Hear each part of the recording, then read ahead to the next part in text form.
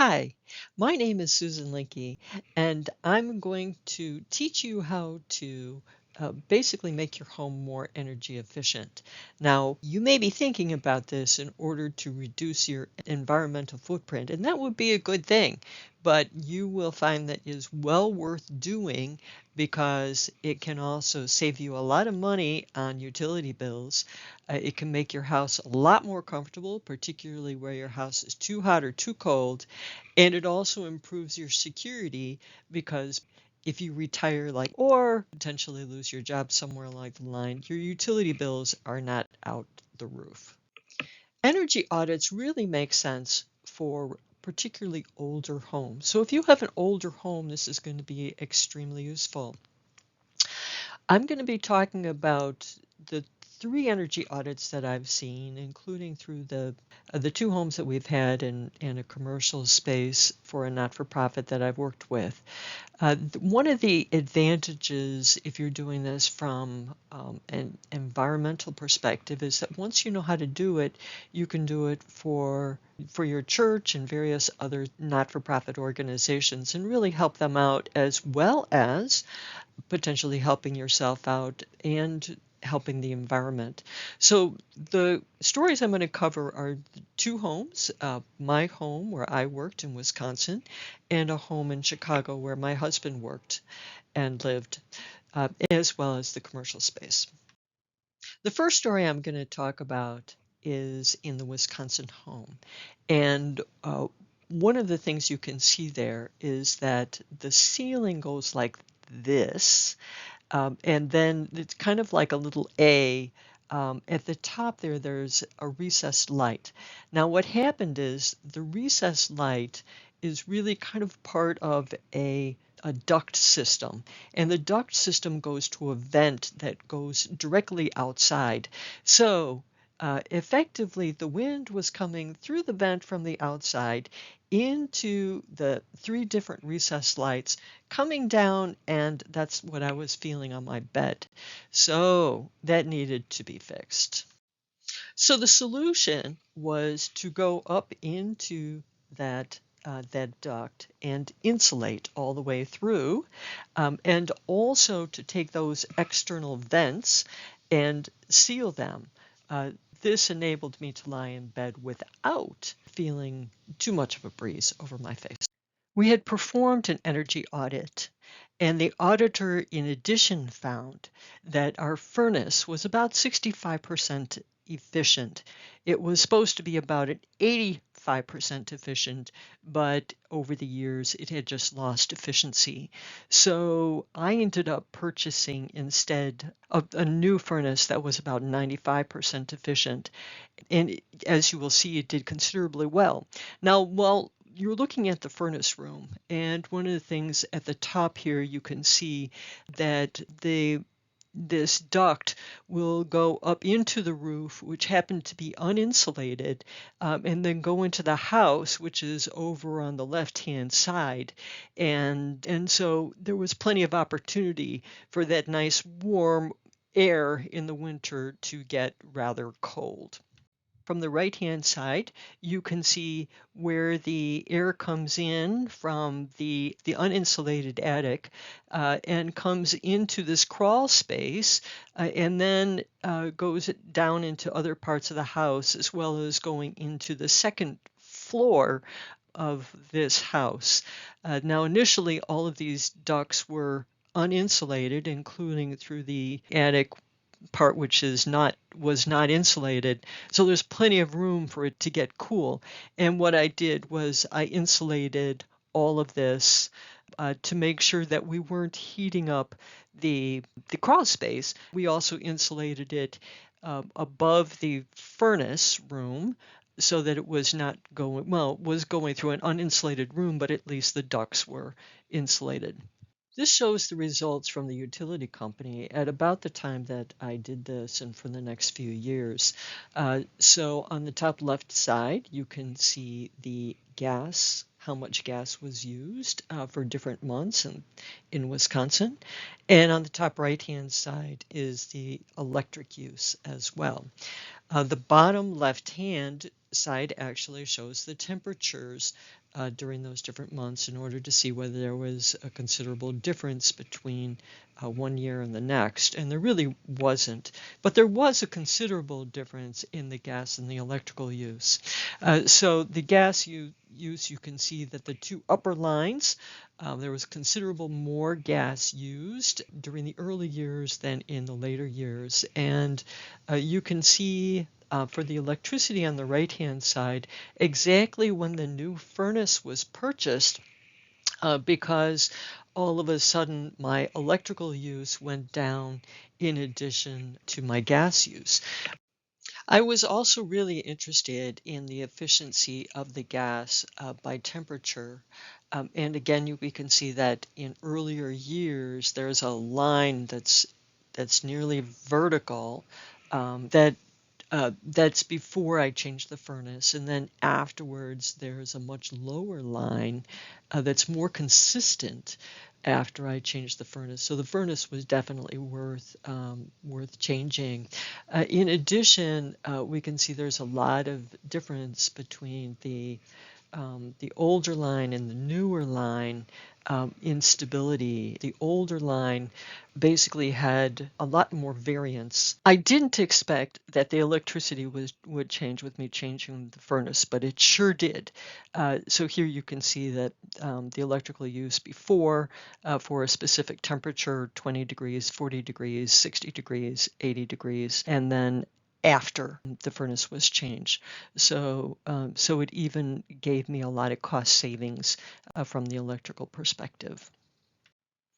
Here is a comparison of my house versus other related homes. Now, I did this soon after I changed the radiator, so this is a few years ago. But one of the things you can see, the yellow bars, which is my house, are considerably below the neighborhood houses.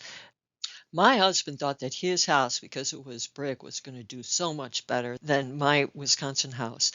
And when the auditors put the fan in the door, so what they do in order to test a house is they'll open the door, put in a fake door that has this huge fan that's extremely powerful that just blows air out of the house. Then you walk through the house and you can feel around the windows and where air is coming in, and then it's a good idea to tape it to indicate, hey, this has got to be sealed. What we found at the time that we put the fan in his door was that there was a wind tunnel in his house. So his house wasn't good at all. And I mean, doors were just flying open. The wind tunnel came from the attic. So when we went up to the attic, we found out that there wasn't sufficient insulation, again, in the attic. And in fact, the attic wasn't even sealed. So air was coming in underneath the bottom of the roof, and that area was not even insulated.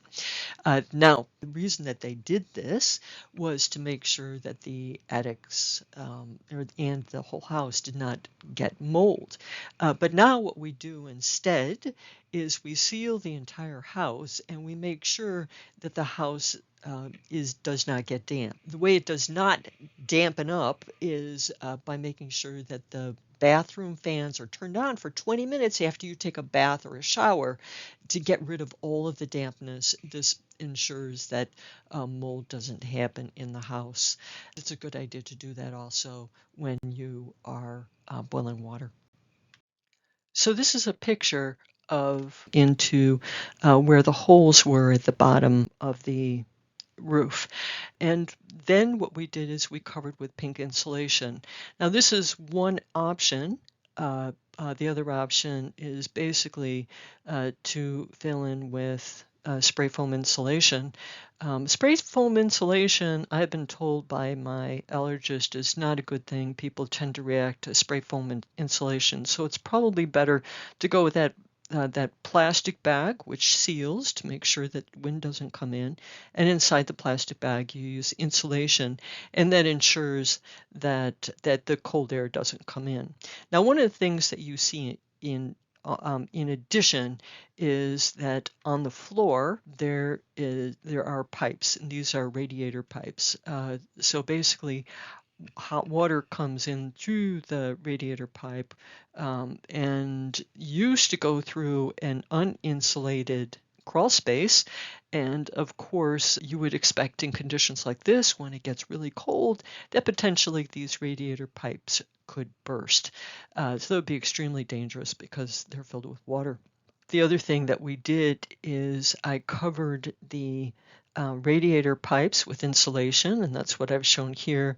The insulation actually does seal, but the problem is that the seals sometimes do break open, so it's a good idea to seal over the seal with like an aluminum foil tape. And I'm in the attic right now. Now we're going to contrast the Chicago home with its neighbors, with the blue line at the bottom being our home, and the green line is the bottom quartile of how people in the neighborhood do, and the top black line is where the top quartile of people, the people who use the most energy. This is a graph of their electricity use. So this was provided by the electricity provider. And what you can see is that we're considerably below our neighbors. The only time when we're not considerably below the bottom quartile of our neighbors is in October, November, and December. And usually what we do is we turn our thermostat down at night. But we had a very aging cat, and she was basically on her deathbed. And when she died in December, at that point, we resumed our practice of cooling our house down at night when we're in bed. We just throw on an additional blanket. I also worked with a not-for-profit. The storefront, this not-for-profit has since moved, so I'm not going to include any pictures. It's a commercial space. It was a storefront, and we did the audit in November. And when we did this, we found that this room had ceiling panels, and above the ceiling panels, the auditor found that it was 90 degrees up there, but barely 70 degrees below. So basically where we wanted to warm up below was below 70 degrees, and above the ceiling panels where we didn't want to warm up was actually at 90 degrees. Problem. So when we looked into this further, we're looking above the ceiling. There are ducts, and there's a flexible duct here that's going into a vent system that releases hot air conditioning into the room. Now the problem is that this flexible duct was not attached properly to the vent that goes into the room. So basically, all of that hot air was coming straight into above the ceiling and not going down into the room. So one thing we needed to do was simply fix that. It's also a good idea to be able to insulate the ducts here as well, but unfortunately it was not possible to do that because many of the locations just were not accessible. But one of the things that I did as much as possible was the ducts, which we see on the left-hand side here. These are not the flexible ducts, but the firm ducts. It has seams, and those seams should be taped with aluminum foil tape. And this will hold for a long time. If you don't seal that close, a lot of the heat air may come through those seams, and so you'll be losing heat there. Now, of course, it's also good to put insulation up there, but like I said, it was hard to do throughout it. Now let's briefly look at reducing power use. Why should you pay for heating or cooling when you're not at your house? So basically, when you're at work, for example, tell your thermostat, hey, the house doesn't need to be 70. The house can be 60 or whatever instead. This is also true when you're asleep at bed. So you can consider you can either pay a lots more to have your house be 70 and for you to be, for example, really hot when you sleep, or you can take an extra blanket and throw it over your bed and let the house go down to 60 while you're sleeping. And usually by then you're so nice and warm that if you need to go to the bathroom, it's not an issue. This thermostat is a little bit older, and you can actually see the settings. This one has a weekday program, a Saturday, a Sunday program, but a lot of them, they have daily programs: Monday, Tuesday, Wednesday, Thursday, Friday, and then there's different times. At 5:30 in the morning, I want you to go back up to a particular temperature. When I go to work, I want you to go down again. When I come home from work, right before I come home from work, I want you to go back up, bring the temperature back up. In this case, we're talking about a cooler area like Wisconsin or Chicago. But the same applies in warmer areas. And then when you go to bed at night, at that point, it can get cooler. So you can control your thermostat and pay less. Once you seal your house and you've gotten rid of a lot of the drafts, and now your temperature is going to be more stable and you can do some interesting things. For example, you can open the windows when the temperature is nice outside and close them when it starts getting too hot or too cold. You can change your temperature a little bit with the outside air. Then you can also use fans. For example, if it's really nice outside and it's kind of hot inside, you can basically use fans to cool the house off. Ceiling fans can be helpful to raise hot air. Sometimes just having the fans on will give you a breeze over your face that will feel good. So there's a lot of different things other than using air conditioning where you can stabilize your temperature. LED lighting is wonderful to keep your some of your electric bills down, and the best place to use LED lights first are the places where you use your lights the most. So it makes sense to, wherever you're using the lights a lot, to change to basically make them LED. A second thing is that LED lights can be extremely attractive.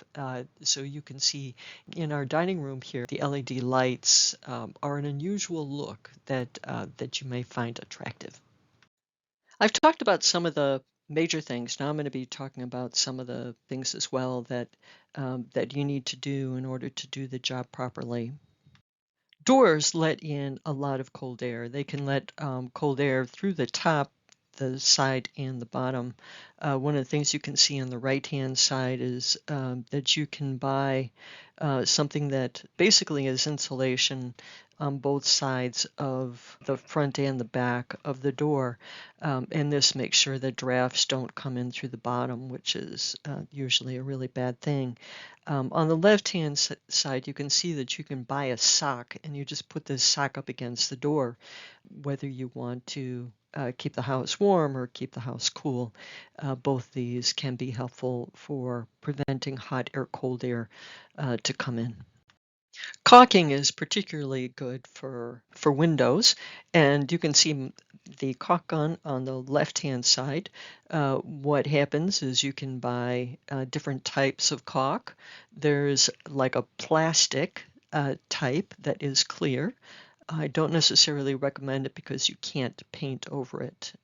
So usually going with the color is better, particularly for indoor use. They have different colors: white, beige, gray, that you can buy. Basically, you get the caulk, you put it into the gun, and then you're just going to press. You have to cut off the very tip of the caulk itself so that it'll come out in a stream, and then it's nice to use a tool to flatten it so it'll look nice. In order to find out where to caulk, so the best thing to do is to either take incense or a candle and take it up to a window on a windy day and find out where is the light flickering, the smoke, where is it flickering? And then you can see where you need to caulk. Any kind of duct that goes to the outside, whether it's a pipe or whatever, should be insulated well. What the auditors do will be go outside your house and walk around and see where the external pipes are coming out or vents are coming out so that they can look inside to make sure that it's sealed properly. Here we can see I used some ugly spray foam insulation. I wouldn't necessarily use that, but certainly caulk is prettier and has lesser impact on allergies. Spray foam insulation can be used. Once you take the face plates off the vents, basically we're looking inside the vent. There can be holes into the crawl space or wherever, and it's a good idea to caulk that as well. In this case, I used spray foam. It was a little bit easier. An energy auditor might actually find that there are issues with places you had no clue could be a problem. So, for example, in the right-hand picture, that used to be an opening where evidently milk was delivered back in the 1940s or 50s, and it turned out that we needed to insulate that better. On the left-hand side, the electric outlets basically face the wall. Some air can be coming into those walls. They can come out through the electric outlets. So basically, if you go to a hardware store, you can get some foam insulation already prepared. You just buy it, it's cheap, and you use it underneath the face plates to basically seal and make sure that there's no air coming in through there. We're in the basement now, and there's a brick wall, and then there's kind of like more of the internal walls, and effectively there was a gap in between. And so the auditor recommended that we take plastic bags, fill them with insulation that would ensure that the wind doesn't come through into the basement and that the insulation keeps the cold out. So this is looking up into that gap between the brick wall and the internal walls in the basement. Freebie, freebie. This basically shows where the asbestos is in the house. We found that in both of our homes, our older homes, there was asbestos, and we were told where they were. So we know not to play with those areas. You have to leave them alone. So one of the pipes there had an outer covering. There was asbestos within that insulation, and then on the other side there was a vent, and there was asbestos there as well. The auditors basically said we could leave it, but it's nice to know that it's there and not to play with it. So now let's check to see what you might be able to do to help you in your situation. So first, we talked about insulating attics, which is sealing the house envelope. You may need help from a energy auditor in order to find out that you may have issues up there. A good hint is if your attic is cold in the winter. You can, if you have a basement, check to see if there are holes between the walls in the upper ceiling part of that room. You also want to, if you have air ducts, you want to insulate them. First seal them with electrical tape and then insulate them. If you have radiator pipes, you can buy insulation directly for them, and it's a good idea to seal. There are door seals and door socks to insulate against drafts, and there's actually tape that you can get that you can put along the door so that the door shuts along the tape, along the basically padding. For windows, you want to caulk when you detect a breeze, and you can detect breezes using a lit candle or an incense stick to see where the smoke is going. If it doesn't go straight up, you know there's an issue. You can reduce your heating, ventilation, air conditioning costs when you are away from home and when you're sleeping by adjusting your thermostat. You can now update your furnace. Instead of doing a high energy efficiency furnace, you should go to a heat pump, which totally eliminates gas use and is more efficient then. And you can change any gas stove you have to an electric stove, or better yet, an induction stove, which again eliminates gas use. So I wish you well, and I hope that this has been helpful. I hope that you found something useful in this presentation.